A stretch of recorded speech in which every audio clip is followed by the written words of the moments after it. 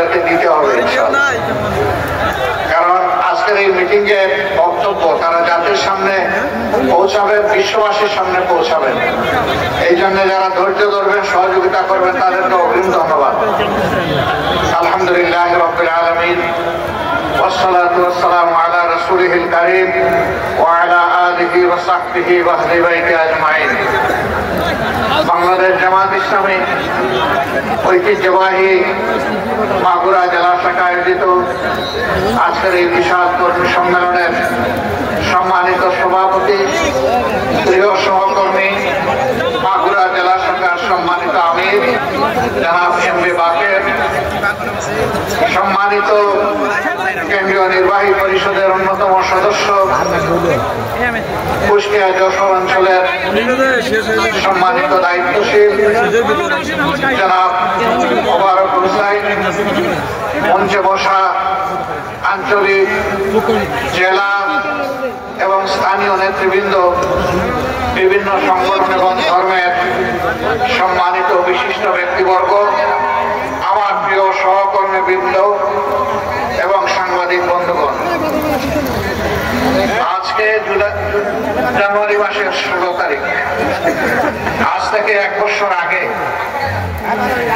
একই মাঠে এই ধরনের একটা কর্মী সম্মেলনের চিন্তাও আমরা করি নাই। কেন করি নাই? সেই সময় এই দেশে এমন একটি সরকার গায়ের জোরে দেশ চালাচ্ছিল, যারা মানুষের মুখের ভাষা কেড়ে নিয়েছিল।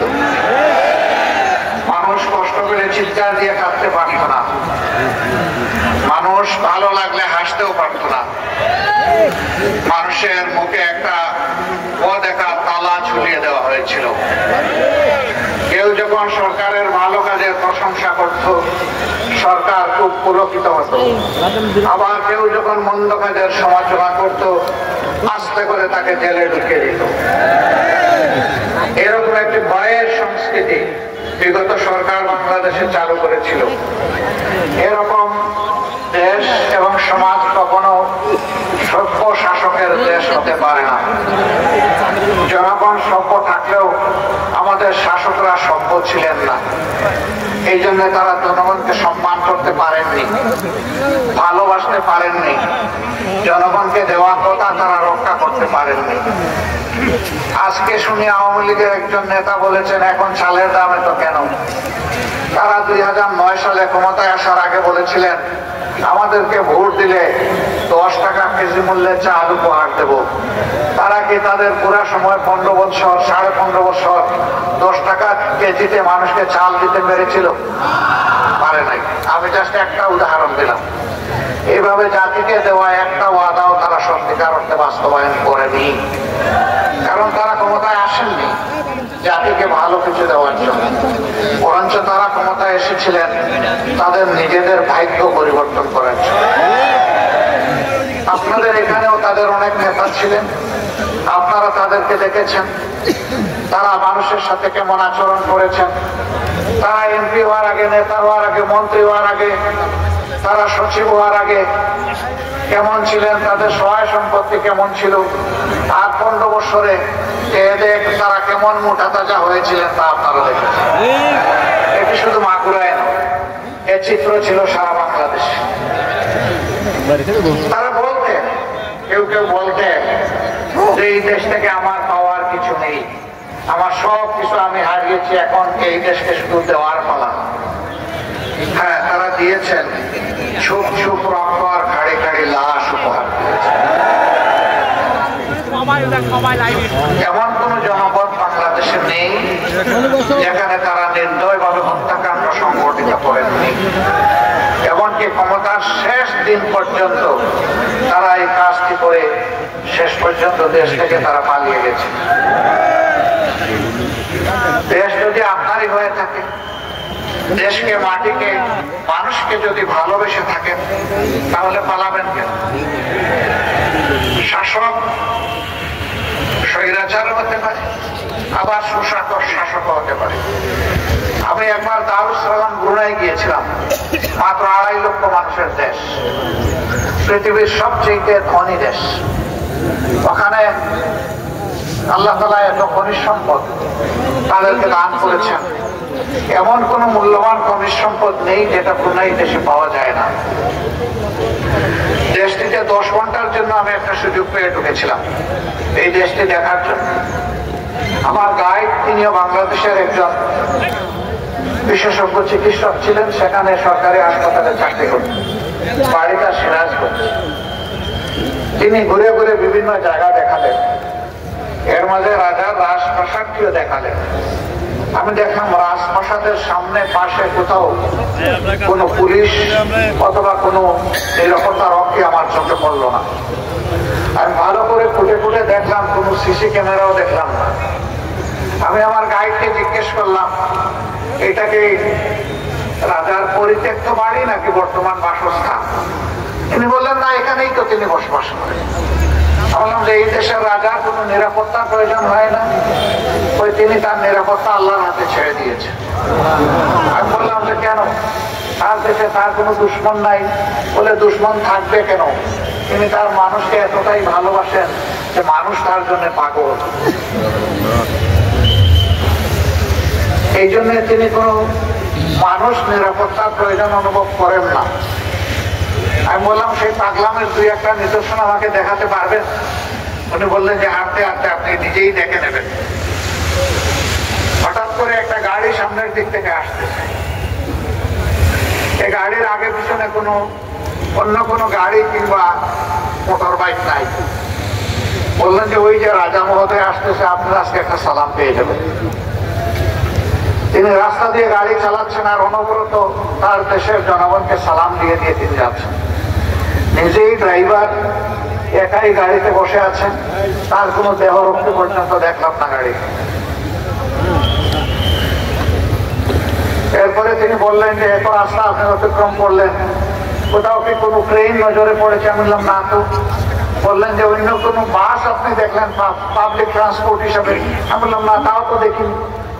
বললেন যে কত মানুষকে আপনি রাস্তায় হাঁটতে দেখেছেন? আমি বললাম, না, খুব একটা, এটাও তো নজরে পড়লো না।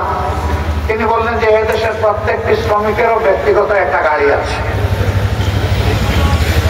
এমনকি বাংলাদেশ থেকে এখানে ৫৩,০০০ শ্রমিক, তিনি তখন বলেছিলেন, আজ থেকে 4 বছর আগে, 5 বছর আগে, 19 সালে, যে ৫৩,০০০ শ্রমিক বাংলাদেশেরও এখানে কাজ করে, তাদেরও প্রত্যেকের এখানে গাড়ি আছে, নিজস্ব গাড়ি। কারণ রাজা সবকিছু একাই লুটে ফুটে খায় না। আল্লাহ যে সম্পদ দিয়েছেন, দেশের মানুষকে তা ভাগ করে দেয়। সন্ধ্যার পরে তিনি একটি গ্রাম এলাকায় আমাকে নিয়ে গেলেন। এটা তাদের ওয়াটার ভিলেজ, পানির উপরে, সমুদ্রের উপরে এই গ্রামটি তারা গড়ে তুলেছে। সেখানে গিয়ে দেখলাম কলেজ আছে, মাদ্রাসা আছে, ভালো ভালো মসজিদ আছে, ক্লাব আছে, খেলার মাঠও আর্টিফিশিয়ালি তৈরি করা হয়েছে।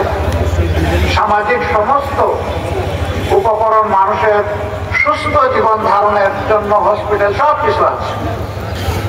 আমি বললাম যে এরা জলবাগ ছেড়ে জলবাগে থাকে কেন? তিনি জবাব দিলেন যে এরা ব্যক্তিগতভাবে মৎস্যজীবী পেশার দিক থেকে পানির সাথে তাদের গভীর সম্পর্ক, পানি তারা ছাড়তে চায় না।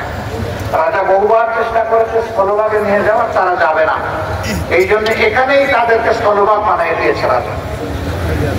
এই সমস্ত সামাজিক উপাদানগুলো এখানে রাজা তাদেরকে দিয়ে দিয়েছে।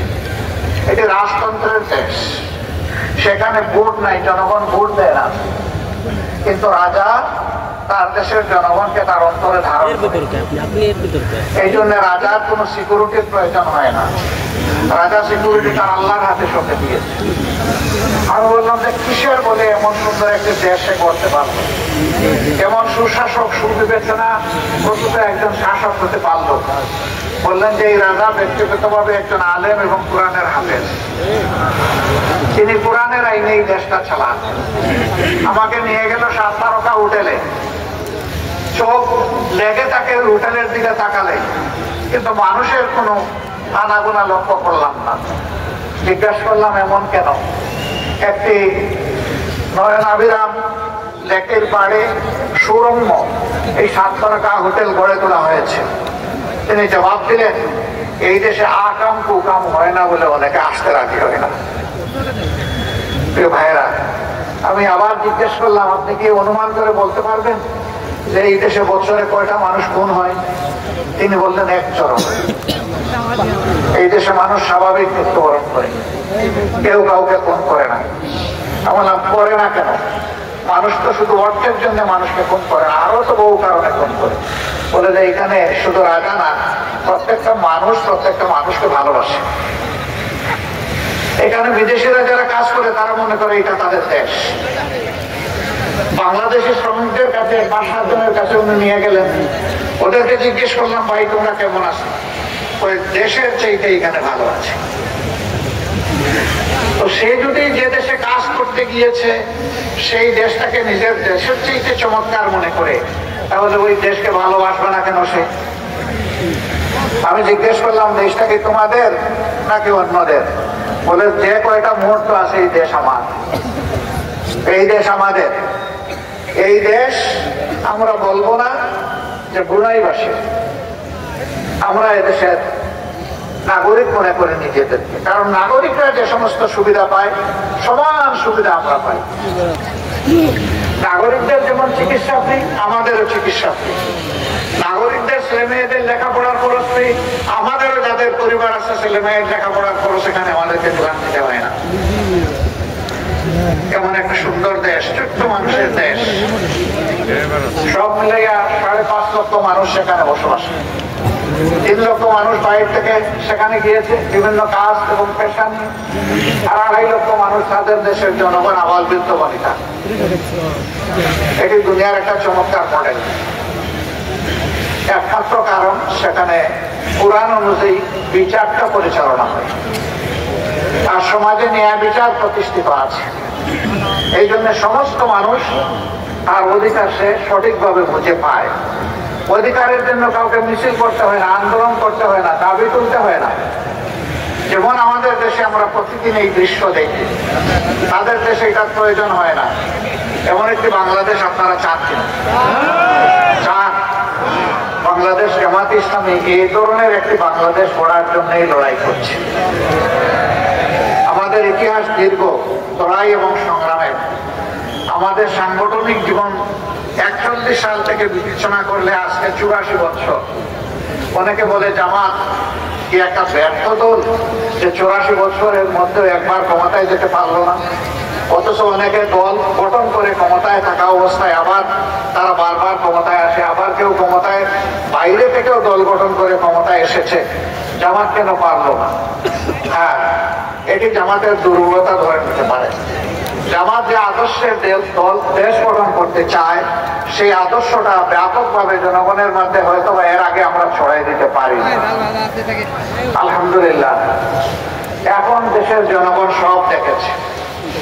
এই দেশ দফায় দফায় যারা শাসন করেছেন তাদের সকলকে দেখার সুযোগ জনগণের হয়েছে। এমনকি এক সময় আমাদেরও 2 জন শীর্ষ দায়িত্বশীল সরকারের মন্ত্রী ছিলেন, তাদেরকে ওই দেশের জনগণ দেখার সুযোগ পেয়েছে।